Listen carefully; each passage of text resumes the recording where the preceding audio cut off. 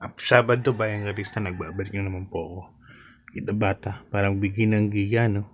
Ngayong araw ng Sabado, March 14, Day 1 ng Manila Horsepower.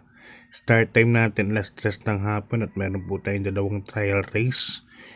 Special maiden race, no?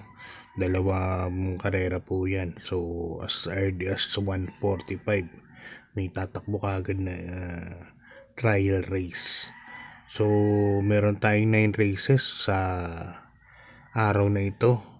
Tapos sa linggo, bayang karerista, 11 karera, 11 races na halos pare-parehas ang tempo. Kaya good luck sa inyong pananaya. So sa mga exotic events, siguro mas maganda kung bakas-bakas kayo. Siyempre dun sa mga may mga nagkakatiwalaan nyo po na gunner, no? Okay, start na po tayo. Race number 1. Philippine Jockey Club MHP Stakes Race. At dito meron tayong 8 runners bayang karerista. 1400 meters ang distansya natin. First case ko rito, numero 1, Clairvoyant, sasakay ni Pabs Cabalejo. Ito medyo, sabi ko nga sa inyo nakaraan dito, hindi na siya yung dating Clairvoyant, no? Parang sa tingin ko bumaba yung performance niya.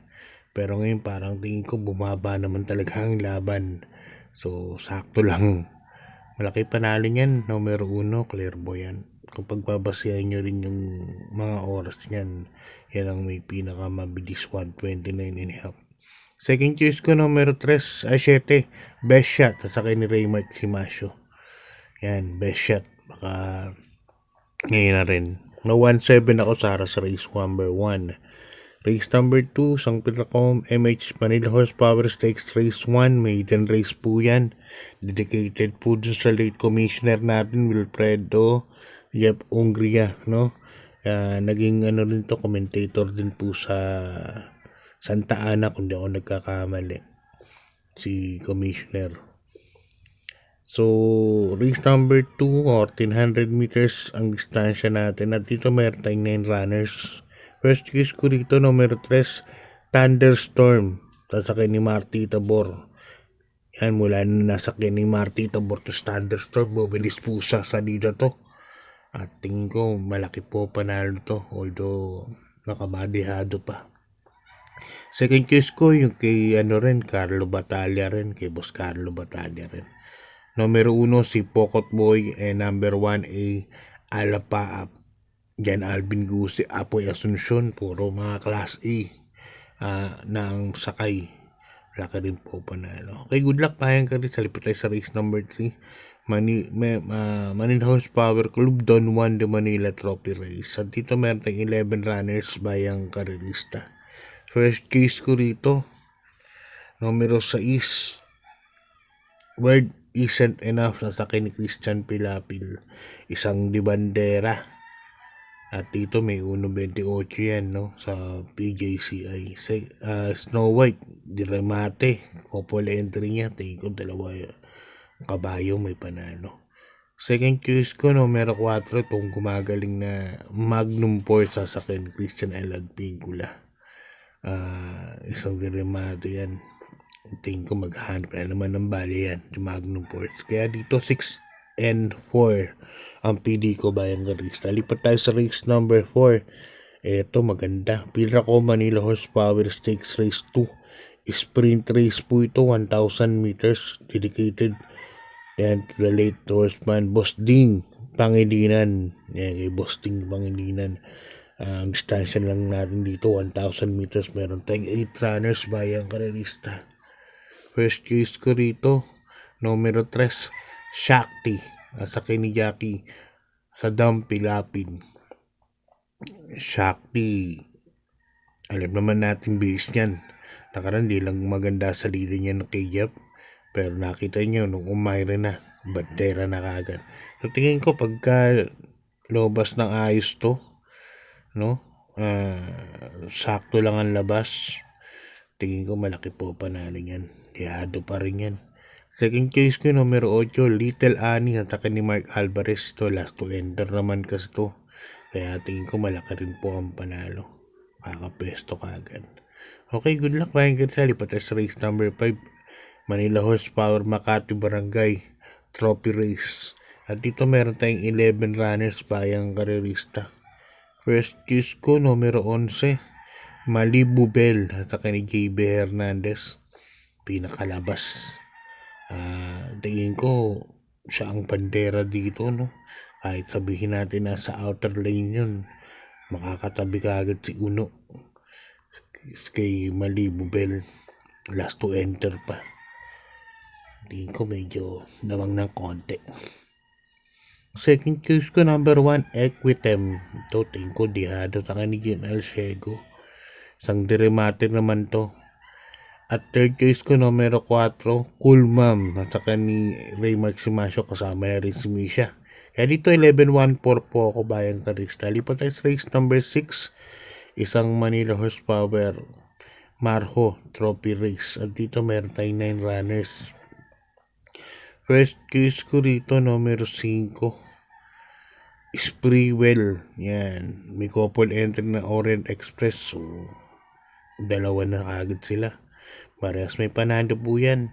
Spreewell, isang di bandera. Orient Express, ang remate. Pero mas inaano ko si Spreewell kasi bilis sagit yan. Tingin ko bandera yan dito. Second choice ko, numero 3, Gold Honey. Ang sakay ni Jackie Albert Serios. Ito Gold Honey, malaking kabayo, nanalo nakaraan. Lalakas din ang kilalaban. Tingin ko malaki rin po ang panalo niyan. Third choice ko, yung imported na 9, Stay Funny. Ang sakay ni CS Pare Jr. Okay, good luck bayang karista. Lipat tayo sa race number 7. MHP Piltobo Trophy Race. At dito meron tayong 12 runners bayang karista. Natakbo si Biglang Buhos. Pero chumachamba lang po tayo dyan. Biglang Buhos. Sa mga may kursunada, sama nyo. At ako, sigurado kasama ko sa rote ang loyalty bet. First case ko rito, numero 11, Step Bell. Nasa kay ni Jan Alvin Guse. Ito, kahit na hindi maganda mga tinatakbo na karaan ito, pero pagka nabalik ang buti yan, medyo lamang yan. May 1.13 sa kabilayan. Si Step Bell sa 1,200. Kaya tingin ko malaki po ang panalo niyan. Second choice ko, numero 8 na rin, La Republica sa akin ni Pabs Cabalejo. At third choice ko, numero 1, Humble Strike, Christian Elad Vincula. Nakaraan, bumenta po yan. Maganda rin po ang tinakbo. Kaya sa tingin ko may panalo din po. Okay, good luck. Bayan ka sa lipat tayo sa race number 8. MHP Vice President Joselito Salvador Trophy Race. At dito meron tayong 6 runners sa distansyang 1,400 meters. First case ko, numero 4, Amazing, Jan Alvin Guse. Nakaraan segundo to, yung lakas ng kalaban. At ngayon, tingin ko baka mapabor yung senaryo sa kanya dahil Shade Green, Glorify, medyo mabibilis yan. Kaya sa Amazing, alam naman natin ngayon, medyo maayos namang pumalida ngayon. Nung muling, tercero pesto yata umalis to . So, Amazing first choice ko. Second choice ko, numero 3 na rin, Shade Green. Yan, Jen Hugo. Balik na si Jen Hugo kay Kong Calixto. At tingin ko, all out po yan. Kaya dito, Amazing at tandihadong Shade Green ang pili ko. Good luck bayang Krista.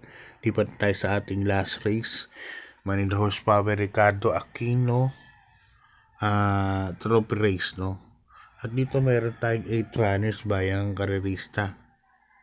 First case ko, kabayan ni Ma'am Renzel Torres. Numero 2, Andy Byrne. Dihado siguro to. At ni Giger Alpaano. Tingin ko kasi siya bandera dito. At baka masustain niya yung bandera niya, yung speed niya. So, 2, first choice ko. Second choice ko, number 5, Durian. At ni Pau Pau.